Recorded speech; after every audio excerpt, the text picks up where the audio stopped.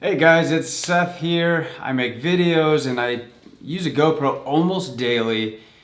You probably don't care about any of that, but anyway, let's just get into why you're really here.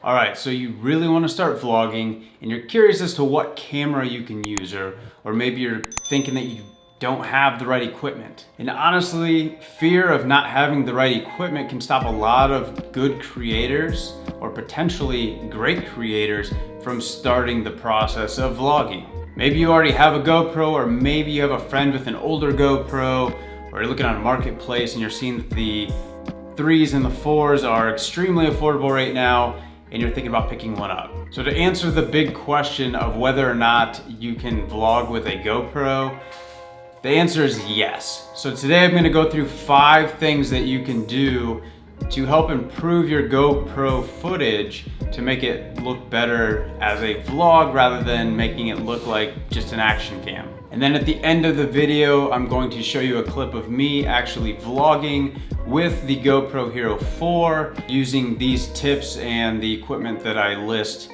in this video. So if you're looking to make some great content with your GoPro, hang tight and let's go through this. All right, so the first thing that I like to look at when it comes to shooting with the GoPro is the settings. A lot of times out of the box, it's gonna give you that action cam look, which is the huge wide angle view, and it's just not gonna look that appealing when it comes to vlogging. Now there's a bunch of settings that you can go through in the GoPro. We're not gonna go through every single one, but there's 2 key settings that I feel are super important when you're trying to use a GoPro style camera when it comes to vlogging. The first things we're gonna look at are the resolution and the frame rate. So obviously you wanna have the best quality image. So depending on your camera's capabilities, let's jack that thing up. If you can shoot in 1080, shoot in 1080. In fact, I shoot all of my stuff in 1080. Even on the equipment that allows me to shoot in 4K, I still shoot in 1080. I don't feel there's a reason to shoot any higher than that, at least for what I do. A lot of the people that are streaming your videos are gonna be watching them in 1080 anyways, so just shoot in 1080. Keep it simple. The next thing I like to look at is the frame rate. A lot of people like to shoot in 60 frames per second and higher, because I feel like that's gonna give them better quality. And sometimes it does, sometimes that makes sense, but in this particular situation, when you're just vlogging, I like to shoot in 24 frames per second. And the reason for that is because you're gonna get a much more natural motion blur. It's just gonna look better. It's not gonna look so sharp, and while that might look good in certain situations, for the average video, motion blur has to be there to make it look more realistic. I don't really have a better way to explain that. Most of the things that you're watching on TV, big money production, was shot in 24 frames per second. It just gives it a more natural look. So I always recommend setting up your GoPro to shoot like that. The last thing that I look at as far as settings go, which I think is a big one, is the field of view. A lot of people like to set up their GoPros to have this super wide angle view that captures everything, and that's just not realistic. So if you're vlogging, change that setting from wide angle to linear. Linear is gonna give you the most realistic point of view in your camera. That way it's not all distorted. It's just gonna be very linear like it sounds, and it's just gonna give you a better look as far as the video that you're producing with your camera while vlogging. And that's gonna eliminate the whole action cam look, because most action cams are set up to have this wide angle, and people are gonna know right away that you're shooting it on a GoPro. So to eliminate that, set it to linear. The next tip that I can give anybody, and this goes for any type of camera, have extra batteries.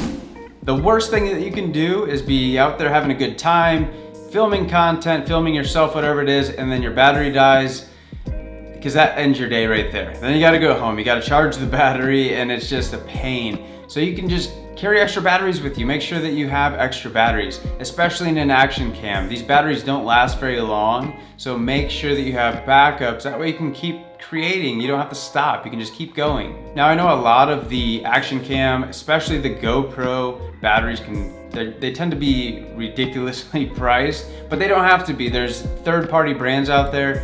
Wasabi brand is one that I use a lot. I've had very, very good luck with them, and I recommend them to everybody. In fact, I've put links below to all the batteries that I personally use that work just as good as the GoPro brand batteries. The other nice thing about the batteries that I've listed below is they all come with their own charger, and they charge 2-3 batteries at a time, which is fantastic. That way you're not sitting there putting the battery back in the camera and then waiting and then plugging the camera in, and it's just it's a pain. So if you can constantly have batteries charging while you're shooting, that's a plus. All right, the next thing to keep mindful of is the audio.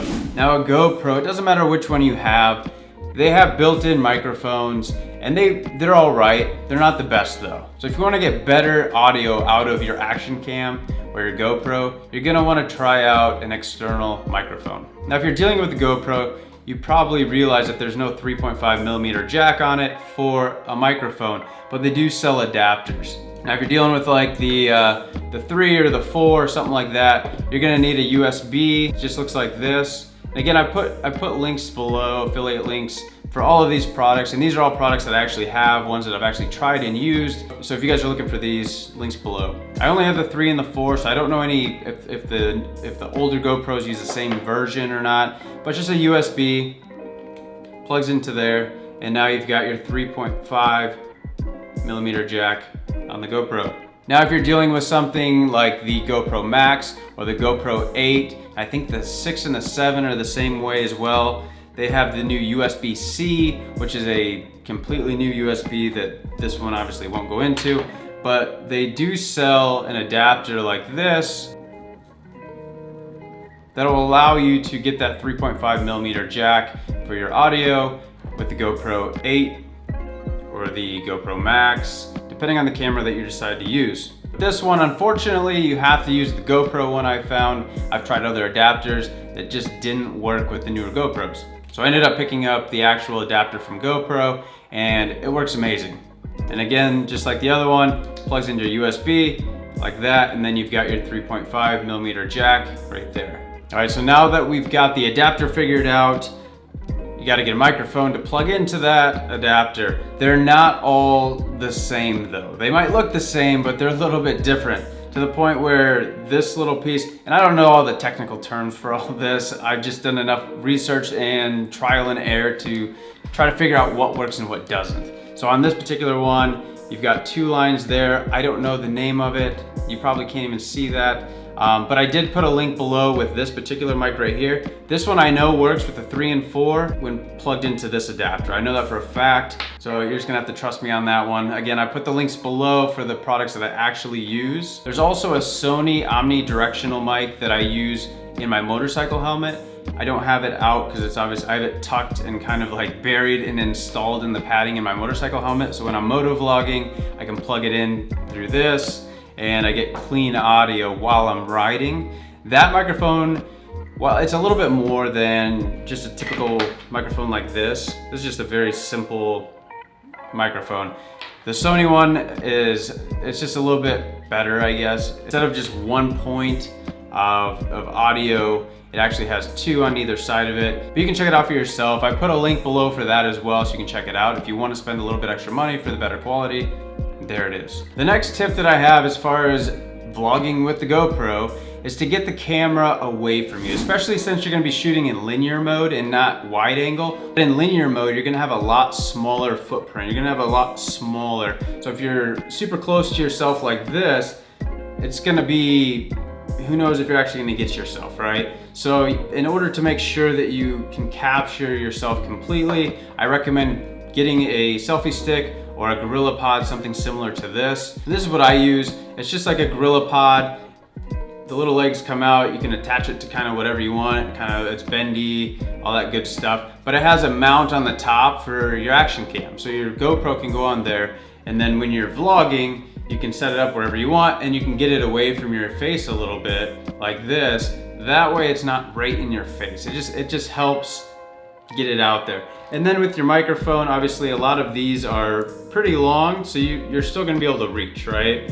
That way you don't have to worry about bad angles, you don't have to worry about bad audio, everything's gonna be just the way it needs to be. All right, and last but not least, we're gonna briefly touch on editing software. Now a lot of people are watching videos online and people are using Premiere Pro and Final Cut, and these aren't exactly cheap softwares to use.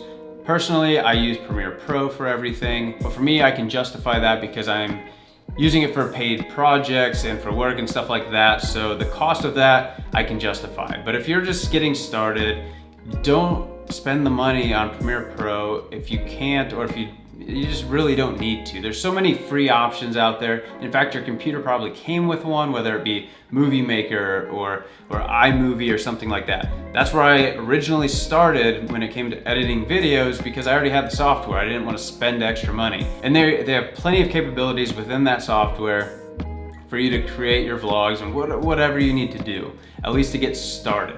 So don't think that you need to spend all this money on software, because you just don't need it. And aside from the software that your computer might come with, there's also other free options out there like HitFilm Express, which is another great free option out there that you can download to your computer, and it'll allow you to edit all of your videos. This isn't a paid promotion with them. I ran across them and watched some videos online, and I kind of liked what I saw. Look around. I mean, Google different free softwares out there. There's a bunch of them out there. Just try a couple of them, figure out which one you like best, and rock and roll with it. Make some content. All right, if you're still hanging in there, I appreciate it.